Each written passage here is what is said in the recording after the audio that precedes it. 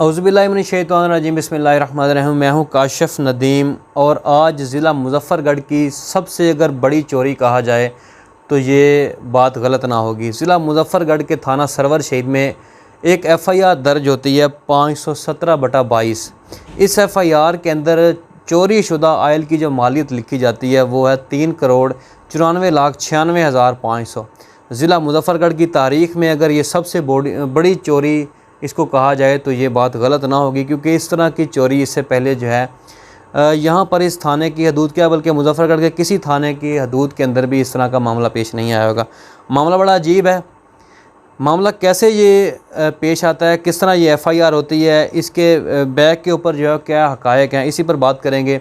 ये एफ़आईआर जो है 4 नामज़द मुल्ज़मान के ख़िलाफ़ जो है वो दर्ज होती है थाना सरवर शहीद में। मामला ऐसे है कि तकरीबन 17 तारीख को जो है वो कस्टम हुकाम को एक इतला मिलती है कि एक निजी पंप के ऊपर तकरीबन 1.5 से 2 लाख लीटर आयल जो है वहाँ पर मौजूद है, जो कि तमाम तर आयल जो है वो स्मगल शुदा है।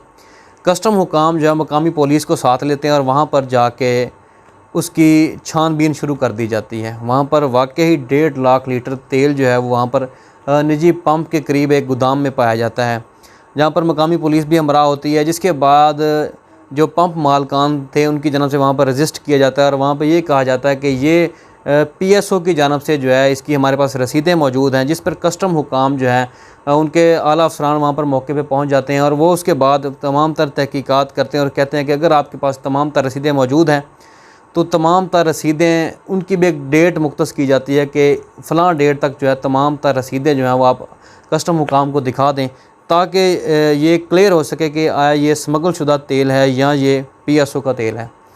उसके बाद वहाँ पर बाकायदा तौर पर पुलिस एहलकारों की ड्यूटी लगा दी जाती है। 24 घंटे वहाँ पर पुलिस एहलकार उस गोदाम के अंदर मौजूद रहते हैं। फिर उसके बाद तकरीबन जो है ये 25 तारीख की शाम को या 26 तारीख को वहाँ पर कस्टम हुकाम दोबारा पहुँचते हैं। मकामी पुलिस उनके साथ होती है, कस्टम हुकाम के जो आला अफसरान हैं वो भी वहाँ पर मौजूद होते हैं, लेकिन उनको बताया ये गया होता है कि वहाँ पर जो सीलें लगाई गई हैं वो ख़राब हो चुकी हैं। लेकिन जब वो वहाँ पर पहुँचते हैं, जाके देखते हैं तो वहाँ पर सूरत हाल ही अलग होती है।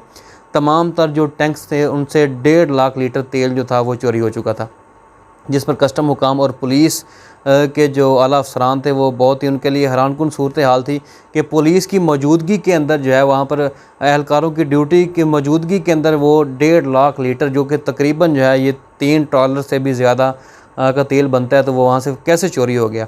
इसके बाद मामले की जब तहकीकात की जाती हैं तो पुलिस हुकाम के मुताबिक कि वहाँ पर 2 से 3 सुरंगें बनाकर जो है वो टैंक से जो है वो तेल चोरी किया गया।